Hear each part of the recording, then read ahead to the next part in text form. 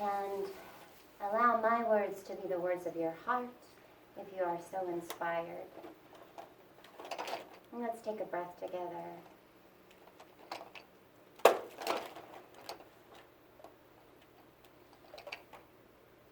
I am here in this moment. I instruct my mind and my heart to open. It is my intention to be truly helpful to myself. It is my intention to experience truth with a capital T. I recognize that it is not an accident that I am here, and that all of life conspired to bring me right here, right now, in this moment. And I open up to the possibility of right now. I open up to the wisdom of right now. I recognize that I will be pointed to and hear from the wisdom of my soul. I am ready. I am open. Let us continue. As you are ready, you can open your eyes. So I want to begin by reading. I've read from this book before. In fact, I think I may have read a portion of this passage before. But one cannot help one's inspiration, and this was my inspiration, so here we go. This book is called The Silence of the Heart. It's by Paul Ferrini. Okay. The greatest miracle you will ever experience does not lie outside of you. It lies within. That miracle is your very existence. That you exist at all is a testimony to divine love.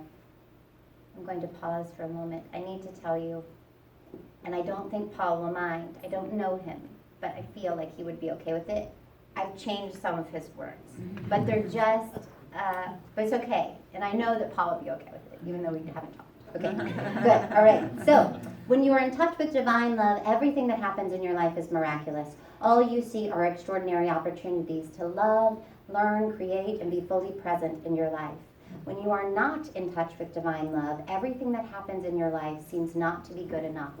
You perpetually find fault with yourself, with others, and with your experience. Your relationship to yourself and your source determines the quality of your life. I'm going to read that again. Your relationship to yourself and your source determines the quality of your life. When you feel worthy of divine love, you are grateful for your life. When you feel that you are just a random, purposeless creation, you have no one to talk to. You lead an isolated, aimless life. You do not know why you are here.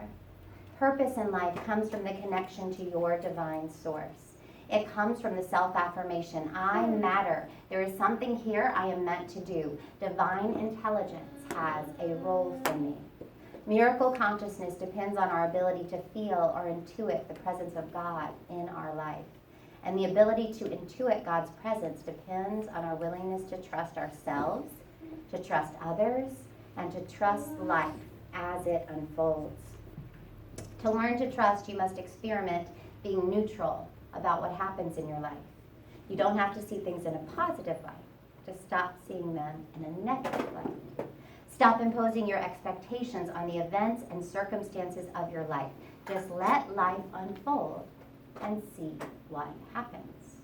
Your higher self doesn't ask you to convert yourself. It doesn't ask you to chop off your intellect and believe on hope. It makes a far more simple request. Just stop judging. Stop finding fault. Stop imposing your expectations, your will, your interpretation, your pictures of reality, and see what happens. We do this so often. So I want you to pause just for a second. I'm going to read this sentence again. Just stop judging. Stop finding fault. Stop imposing your expectations, your will, your interpretation, your pictures of reality, and see what happens. Can you feel that you do that? I can feel that I do that. I can feel that there is an event, an experience that happens, and automatically my brain interprets it. It interprets it as bad or good, positive or negative, yes or no. There's all kinds, and then I decide what that person meant, and oh, this must be happening because that person did this, and your mind does all of this on just an event, just a person. So someone was behind me in traffic, and and I just listened to, and I always say her name wrong, but I'll say Pima Chodron. Did I say it right? Okay, I feel like she wouldn't care either. So anyway, I was listening to an interview with her, and she was talking about, this concept of the moment that she really felt, the moment that she really understood and felt the truth that everything was neutral. The moment that she really felt that, and I have to say, I haven't reached that yet, but I look forward to it. And but she did. She reached that moment, and that moment was so big that she just started to cry because she recognized that suffering was needless because everything was neutral. Okay, I'm gonna go up. See if I can remember where I am. Divine love says a very simple thing to you. It says, you think you know what's going on, but you are not happy.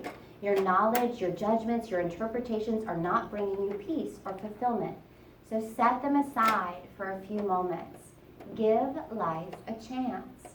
Experience it free of the limitation you place on it. When you do this, you get incredible results. Things go smoother. Problems resolve. Relationships move on course. Your life starts to work. All because you gave up the idea that you know what your life is for. You see, if you're going to let divine intelligence be in charge of your life, you have to give up the idea that you know. Increasingly, you develop the attitude that your job is to just show up, to be present, to let things happen. You know you are not the one who makes your life work, so you stop trying. You stop trying to figure things out, and you just show up and do what you're asked to do in the moment. So here's what happened. I'm finishing the story. Remember I told you about traffic? I'm bringing it right back around. There was somebody behind me in traffic, and I just listened to this Pima Chodron interview where she talked about understanding everything was neutral, and she had this practice that she recommends, and I've done a version of this practice, but it was purposeful that I listened to this interview. So what her practice was every time she started to judge a person, right? So the person rides up on my tail. I'm on the highway, and I am not in the fast lane. So right away, I go, dude, I'm not in the fast lane. You can go around me. That's my, hello, that lane. And then I went, oh, wait. Just like me. This is the practice. Just like me, he wants to get where he's going. Just like me, he doesn't want anything to get in his way. Just like me, he's got something he wants to accomplish. Just like me. Can you feel that? The practice of just like me? So I've been doing that all week. Just like me. And you can say, and then, and I did one, and Carrie found a whole nother just like me that was beautiful. Just like me, I'm anxious. Because you see that the person is anxious and worried about what's going to happen. It's incredible. Okay, so you can't know divine intelligence as long as you insist on your own. Divine intelligence can't be in charge as long as you think you are the boss. What is divine intelligence? It is the thing that holds the planets in their orbits. It is the thing that makes a fetus grow in the womb. It is the thing that moves us. Can you feel that? That energy is divine intelligence. Maybe I should have said that earlier, but you guys knew it. You guys are variable. Okay, you can't know divine intelligence as long as you insist on your own. Divine intelligence can't be in charge as long as you think you are the boss. The first block to your relationship with God is your knowledge and your pride.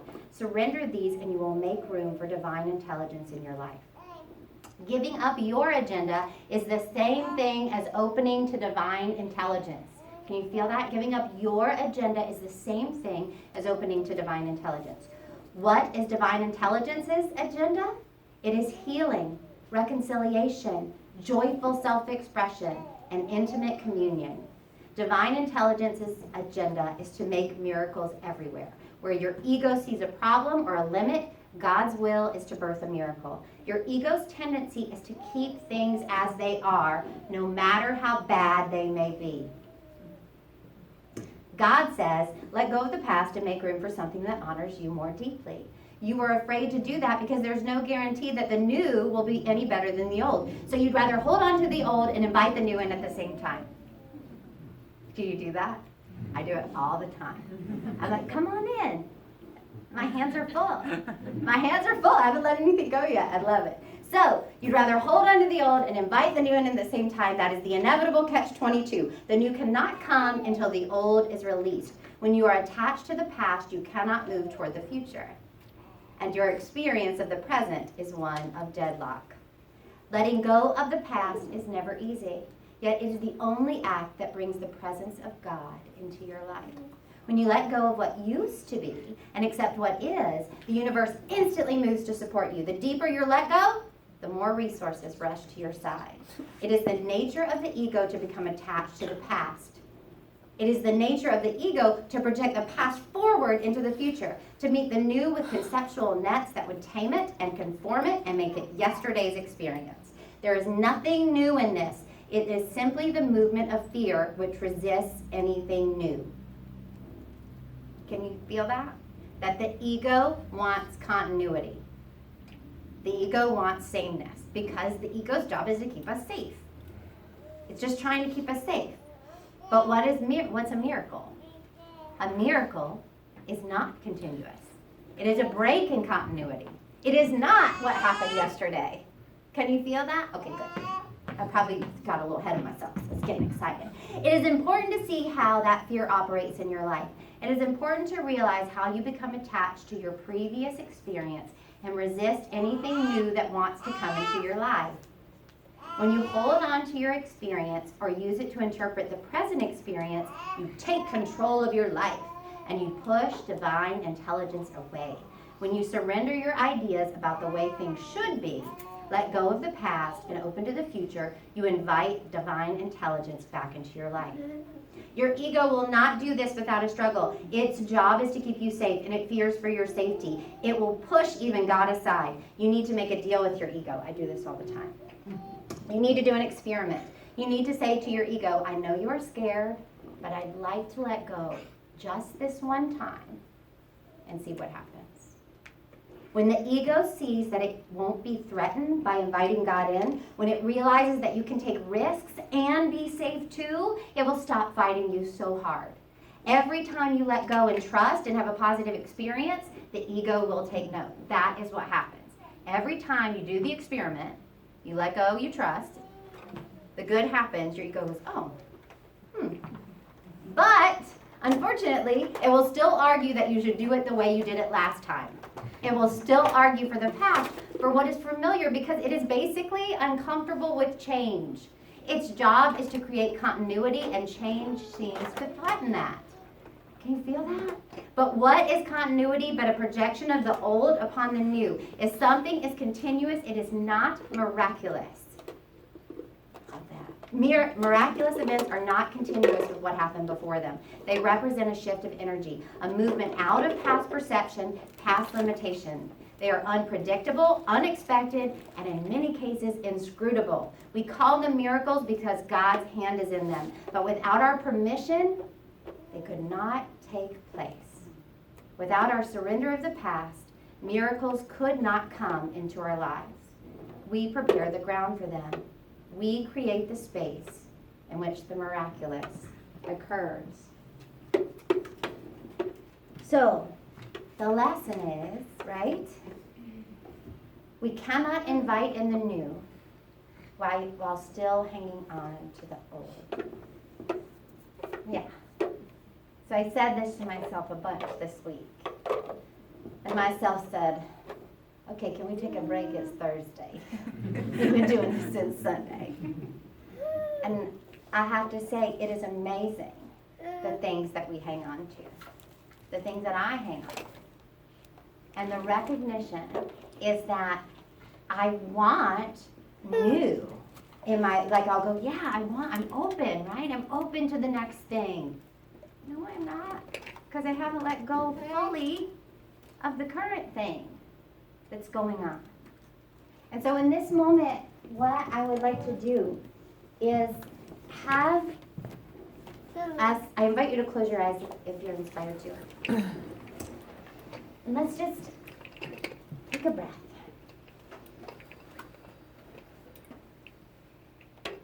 Ask yourself,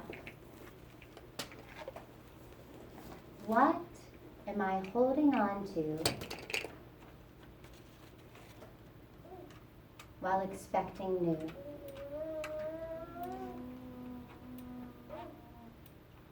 What am I being invited to let go of?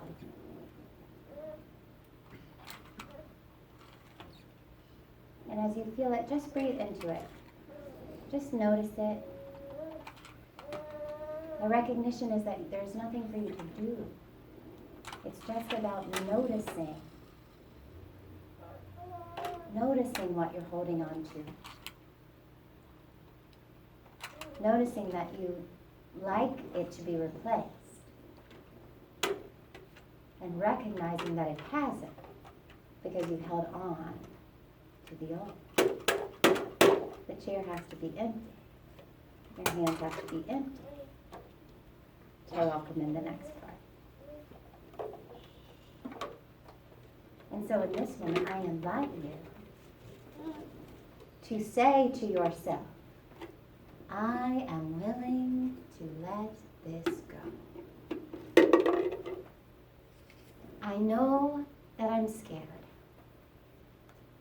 but just this one time, just this one time, I am willing to let go and see what happens.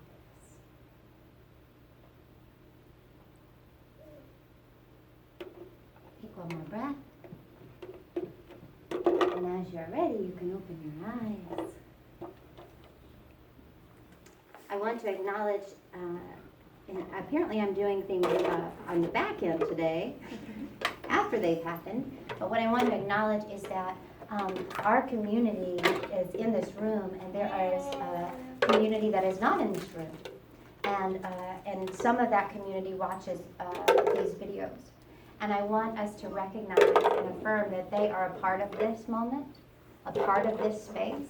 And just like we're here, they are here. Their consciousness has brought them here to this moment. And we hold them and we hold a space for them while we're here together.